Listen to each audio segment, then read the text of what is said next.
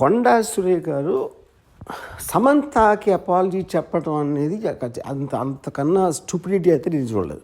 First of all సమంతని ఎక్కడ అవమానించారు?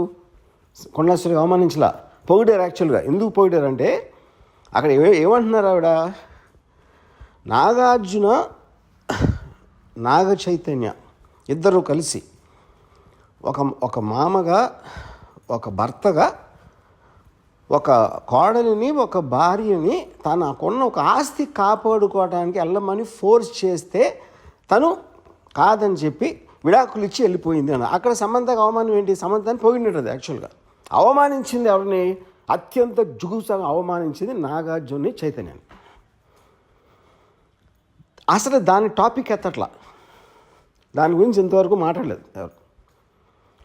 So ఇప్పుడు ఇలాంటిది చెప్పడం కన్నా అంటే అక్కినేని కుటుంబం అంతా ఉన్న హుందాతనం, వాళ్ళకున్న extraordinary reputation, most dignified and reputed, అది ఒకసారి పక్కన పెట్టి ఏ ఇంట్లో అయినా ఒక మామని భర్తని ఇలాంటి ఆరోపణ నేనైతే నా జీవితంలో ఏం లేదు ఇలాంటిది. ఇది చాలా సీరియస్గా తీసుకుని నా రిక్వెస్ట్ నాగార్జునకి చైతన్యకి ఇలా వదిలేయకుండా, మళ్ళీ ఇలాంటివి జరగకుండా ఇండస్ట్రీ అందరి కోసం, ప్రజలందరి కోసం కూడా సీరియస్గా తీసుకుని మర్చిపోలేని గుణపాఠం నేర్పించాలి. దీనికి తప్పిస్తే మన దగ్గర వేరే మార్గం లేదు. ఇలాంటిది మళ్ళీ జరగకుండా చూడాలి.